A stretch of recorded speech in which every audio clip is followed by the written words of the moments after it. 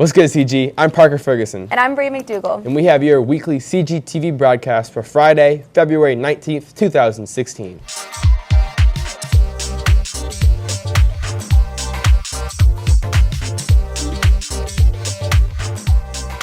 First up, we've been hearing about how next week is National Engineers Week. On Monday, Jason Thorne from MS Consultants, Inc. and Christy Gimbel from the Indiana Department of Transportation will be here speaking in the auditorium during STAR. They're coming to talk about jobs in the engineering industry. To join us, please request a pass to Mrs. Rogie with the description National Engineers Week presentation for Monday at 10:37. Hope to see you there. Show choir students also hope to see you for the Show Choirs competition Best of the Midwest, which is being held here this weekend. The performances go all day, and the community is welcome. Jeremy Keish brings you a story about the show choir season. Last Saturday marked the beginning of the 2016 competition season for CG show choirs. So we asked Cameron Brooks and Chris Buchter how the seasons are different. Well, competition season is different because we compete against other groups that are also doing show choir shows, and it's a lot more fun and a lot more competitive than usual. Competition season is definitely ramped up. It's a lot more intense than normal practices, and unless we're like leading up to a show, like leading up to the pre-contest show, we're having practice every day a week. But competition show compared to like Christmas show, it's a lot of work. With competition in the air, Cameron and Chris describe the change in effort and work ethic. Competition, the push to win, is definitely helps you win. It makes you want to win. It's great. It's the greatest feeling in the world is knowing that you're going to compete against another talented group and win. That's what pushes us. During competition season, it changes quite a bit, but it changes on like a gradient throughout. So, considering this is only our like first competition that we're going to go to, my attitude at least, I'm stressed out, but it's not to the point where it's going to drive me insane. Chris describes how the competitions are scored and judged. Competitions are mainly scored. Well, we obviously do our show in front of them, but they go through number by number and rate like how clean the choreography is, how the vocals are, is it keeping in time all the way, and it's usually on a scale from 1 to 10, and then all of their totals, whether they go 1, 2, 3, 4, 5, 6, 7, 8, 9, 10, whatever number, those total down, and I believe the more points you get, the better it is. We asked the choir members which season is more fun for them. I would say competition season is just much more enjoyable because you get to see the reward of all the work that you put in all the practices, and it's very rewarding when you get to perform because everyone is loud and everyone's happy and enjoying the show. So far, competition is a lot more fun. We get a lot more done, we have a more interesting show, and it's just a lot of fun.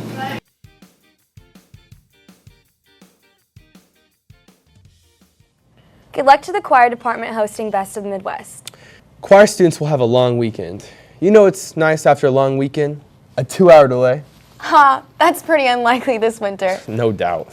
But do you ever wonder how the school corporation decides if we have a delay? Yes. Julia Rather and Hannah Bumps bring you a story about making that call. Most people question the 2-hour delay process. Dr. Arkanoff is our school superintendent and talks us through the process. Communicating with the parents is really important. So we use a lot of different methods to do that, particularly our Skyward system, our email, or we put things out on social media such as Twitter and Facebook. Sophomore Jenna Rager tells us what she checks to see if the school has called a 2-hour delay. I check Twitter because everyone's all excited about it and post about it, so that's the only way I see it. Dr. Arkanoff tells us about his reasoning behind his decisions. And we'll put out information to why we made those decisions. Of course, on the website, we also do that, but we also have kind of the explanation of how we make those decisions. And it's hard when you have over 40,000 people in this township. It's hard, everyone's going to be a better judge of what we should have done. We just try to explain the best as to why we made that decision. Sophomore Caleb Soya talks about what he thinks are the appropriate conditions regarding 2-hour delays. For a 2-hour delay, I think there should be like 0 degrees or 6 inches of snow. Dr. Arkanoff tells us the main instances the school has when it calls a delay. Usually it's snow and ice. That's probably our biggest issues. It depends on the timing, just like the last one we had. The snow came so late or early in the morning, it hit before our folks could really get out and plow it or put down any kind of salt or anything and get enough removed that we could have safe travels and safe access into the building. Dr. Arkanoff talks about the latest time possible to call a delay and some of his concerns. By 5:15 at the latest, bus drivers are coming in, and I'd like, if I can get them notified before they leave the house, it'd be great. But really, who I try to take care of first is our swimmers. Those kids, being a former high school swimmer and coach myself, I know they're up and at it pretty early. So right after we make the decision, I send a text message to Coach Todd and tell him, 2-hour delay or not. Sophomore Shelby Harris shares a time that a 2-hour delay has affected her. There's been a few times where there should be 2-hour delays, but I feel like they haven't called it, and we've had a lot of snow or it's been really cold, but we still don't have 2-hour delays. Well, there you have it. That's our school's 2-hour delay process. I wouldn't want to be the one to make that decision. Me either. Do you know what? We have some students who have made a huge decision, like the one to change their lives, leave everyone they know, and travel halfway around the world. What? Who? Foreign exchange students. These students are here, and they don't just have to be fluent in the second language. They also get involved in activities. Zen Johnson brings you a story about 2 foreign exchange students and how they get involved at CG. Center Grove has several foreign exchange students this year. I come from Japan. I am from Thailand. But taking classes isn't their only activity. I'm a manager of girl basketball team.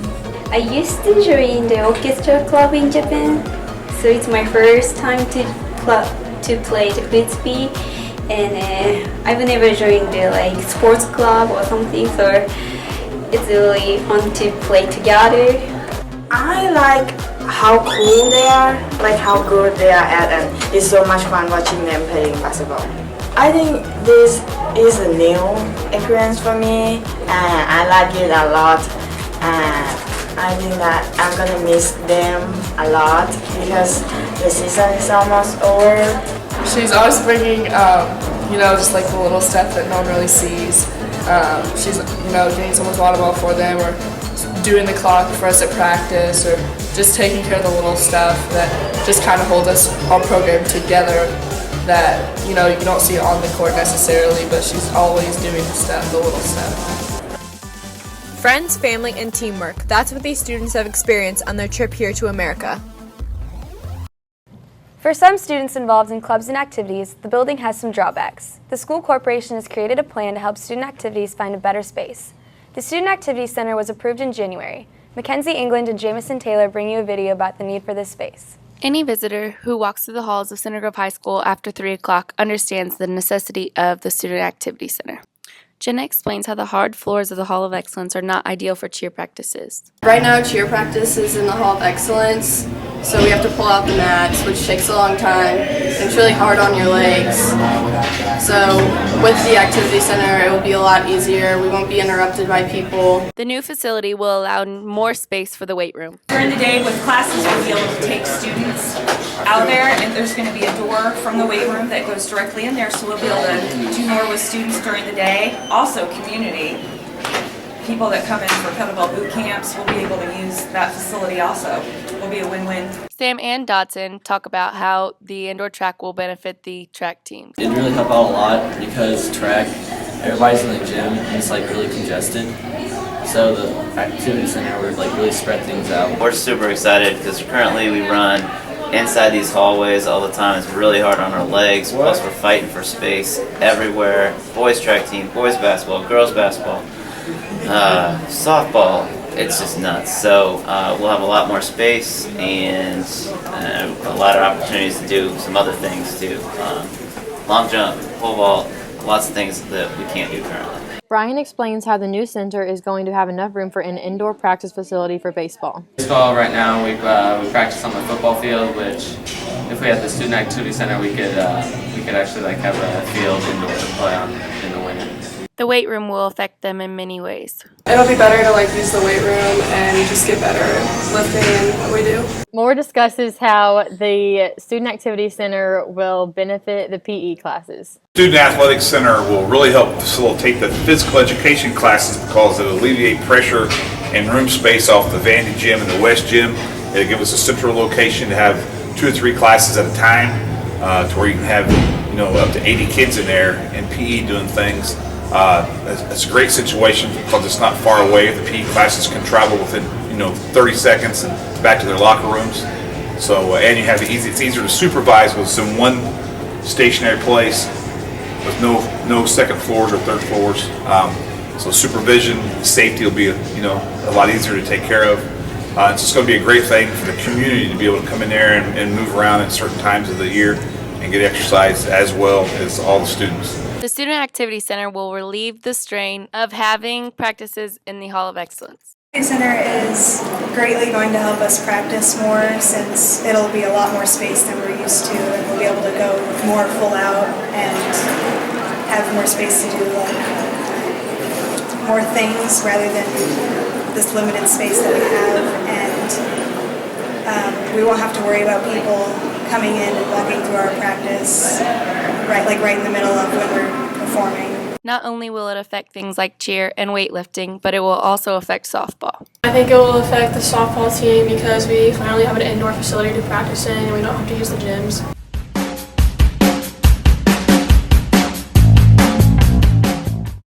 And finally, CG, tonight is the boys basketball game versus North Central at home. It's also a great night to be part of the student section. Will Boston has a feature for you about why you should come. Last year, CG started a new tradition, Hush for Han, modeled after Taylor University's Silent Night. This year, the name has changed, but Silence for Seniors has the same purpose. Silence for Seniors Friday, be there, baby. First to 10 points. When we get to 10 points, we're going crazy. Best Halloween costume you got. I'm going out as a hot Navy man. You can be whatever you want. Be there. You know what this means? This stands for American freedom. You know what else stands for American freedom? Silent for Seniors. I have a problem keeping my mouth shut, especially around commies, but I'm going to keep it quiet. You understand me? I'm going to keep it quiet. Rock on. We'll score 10 points. We're going to go crazy in the student section because it's Silence for Seniors. Show your support for the seniors. I'm a part of the soccer team. Senior night was a big thing for me. Very supportive, so be there and support the basketball team. We're doing Silence for Seniors. I think it's really great. It's like a mix of Hush and Han and senior night. It's just getting ready for the seniors, showing them respect. I expect everyone to come out. I just want to do the best for our seniors. They do a lot for our school and our basketball program. I just want to share what we think of them. Silence for Seniors. We're dressing up in Halloween costumes. Freshmen be there, I'll be there. I already told Coach Han, if no one's dressed up, I'm not playing. See you tonight, CG. That's all we have for you this week. Bye. Bye.